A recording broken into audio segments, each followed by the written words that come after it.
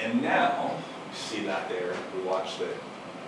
Now we've actually linked those zones. Now that there's a little space between it, now we've decided that we want them to be kind of linked in this, with that spacing. And we sit like the class is grid 6, prefix 1. Prefix 1 is what gives it that space between those two regions now. But now we click to link them back together, and we're going to move it more. I would have expected the bar at the bottom to become one big wide. Yeah, big wide. Just say, I don't even know if the first one's possible, but that's Maybe. maybe. Maybe. That's the concept there. Now So- these are linked. So Jake, so you said this on the previous slide, and I guess I'm trying to understand. So within a zone, you only have inline. You can't do something underneath. So A dynamic zone. Dynamic zone. okay, The dynamic is the this traditional representation where you don't ever want your sidebar to appear below. If you need content below, use another region. If your sidebar should always stay in line and stay the width of your page. so I couldn't do. Let's say I had sidebar first 1 and sidebar first 2. Like imagine there's no way to break that apart. To break which. Let's say sidebar first. Okay. So let's say I wanted to actually create 2 regions out of that, like stacked on top of each. Right now, you're not planning on doing something like that. Why would you Because do with the regions? grid system, you could do it, right? You just go ahead and wrap the whole thing, and then put them Yes. Put them in. Why would you need another region inside of that? Why couldn't your blocks that were placed inside your region? Well, you could. You could do it with blocks. I'm just asking for clarification. So basically, the idea is that the way you're defining regions is they're always going to be basically across. You're never going to have a case where you stack them on top of each other. That's what zones have become.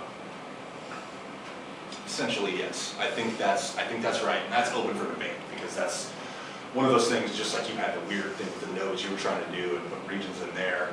There's those type of things. Right. Still, Right. That's still how we, discussed. we ended up putting blocks inside of content so we could do We've grid done inside. dark things with regions. Is, along the same lines, and this is something I remember Seth asked about last time you presented Omega. Is it possible, like you were saying, that you could on the fly create a new region? Mhm.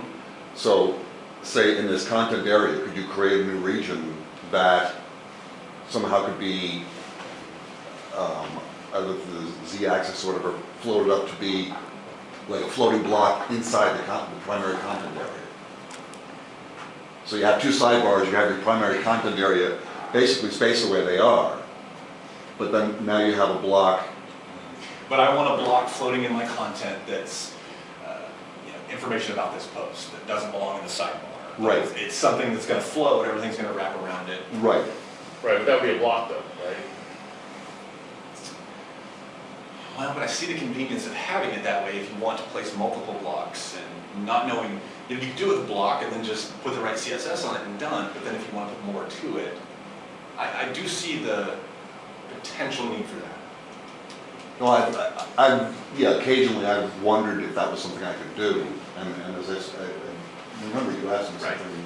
Right, and when Greg and I did something like this, this is why it's a good question, because we actually had this need. In this case, what we wanted was, so we've got our content, and then we wanted that nice inline box. I mean, that's a pretty common thing you'll see on a lot of sites. They have, oh, we're gonna go put our, our social links, etc., and it's sitting inside the main content as sort of a pullout, or a pull quote, or some of these other Right, things.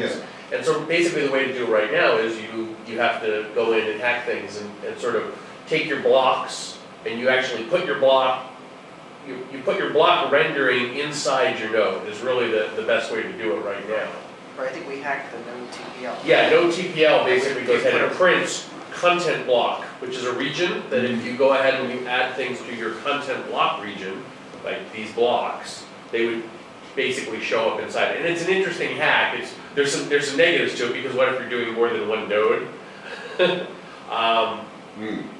I still say it's a good point, and well, I haven't necessarily run across it. I do hear it a lot, and Well, that's what I was. there's probably a way, because there needs to be a way that you can define a region and actually have it outside of the grid control completely. To where if you wanted to do that, dump a new region inside of here, it doesn't need to be on this interface, because this interface is only dealing with the grid and the exactly the same. Right, The 960 grid container is what I'm calling this zone. right. But technically, a container could contain more than one region. It It's does. containing 3. No, I'm sorry. So, The region. Container could contain Yes. more than one layer. okay, What if we added something else that would then wrap, as an example? Into this zone, this Yeah. content zone. You wouldn't do that in the dynamic situation, you do that in static, and I'll show you. Okay, That maybe might that's the actually- answer, is he's not gonna build an interface that does what we're talking about, but you can still do it. No, they're still interface. He's got us covered. Getting there. Okay, so we're resizing there now that we've relinked them. I've reset this back. I don't remember what happened next. Okay. hey, Um, oh, that's nice. Hmm. Here's where you would pick, and you always have the option of 12, 16, or 24 columns. Right now, this entire examples, all the examples are done in 12 column grid.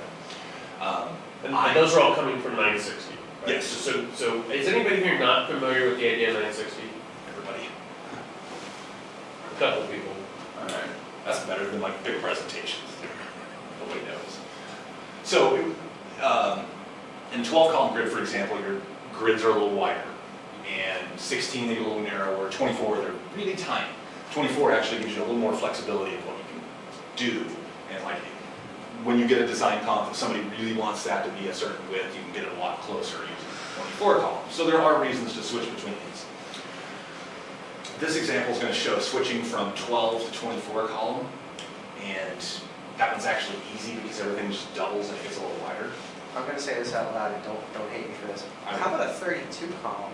I'll punch you in your mouth. That way, that way, if you don't, like, 12's good if you have fat regions, right? And Yes. 24 is if you need finer control. But if you're using 16 as your base, if you need finer control, you can't really go to 24 because your columns won't line up, you know what I'm saying? But if you could go to a 32, If you will actually, because I know you don't think you've ever done this, if you will actually submit a feature request in my issue queue, I will do that for you.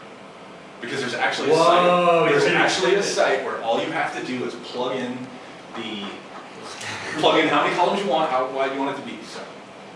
How about it? So there will be 12, 16, 24, and 32 now. But I want a You 64. asked for it. but we can see The when. stout column. oh boy, here it comes. You can see when clicking the regions, and the 24 column actually is a little bit wider, so you can just see them adjusting. The gutters become a little narrower. So you're able to that quickly in the interface also change the number of grids you're using and start, we can also see how on the little slider before, there's just a few little spots to hit, and now they've all accommodated to this new 24 column layout. Padding gets smaller when you change your columns? How what? The padding gets smaller when you change from 12, 16 to 24? Because 12 and 16 have a 10 pixel margin on each side of the region. So there's 10 pixels here, 20, 20, 10 on the other side. The 24 column is different and it uses 5 pixels on either side. So you have 5, 10, 10, and 5. So the 24 actually has 950 pixels to use.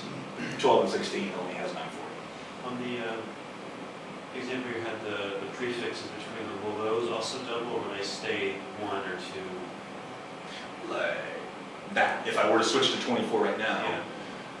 Would that go? mind you, this is in theory, and it should all work. Everything here, like if this is 12 going to 24, this will become grid 8, that'll become grid 10, prefix 2, grid 4.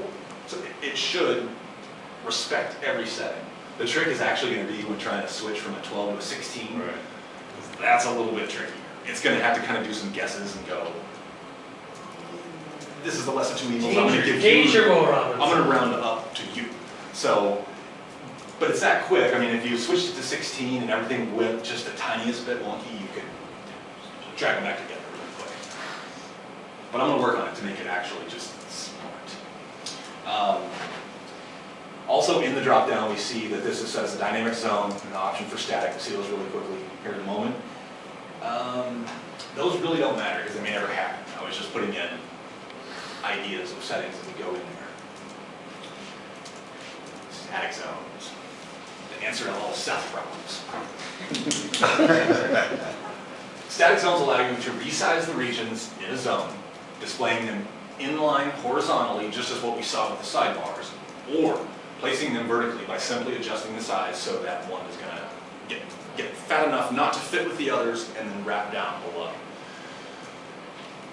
These are the most common placements. The static zones do not have the content first ordering. They do not let you put your content first, or put your content in the source code first and then display it last. They will be displayed in the source code in the order that they are presented. So here's an example of the PostScript section that has 4 regions in it. And there's a random kind of setup of sizes here. That's our starting point. And what we're going to do is actually drag all of these so that there's 3. You can see that none of these are linked, and there's no options to link them. They're all going to drag separately. So I moved the second, I made it a little narrower. I'm going to move my third. Now it's a grid 3 as well. And just moving to the fourth, now they're all grid 3.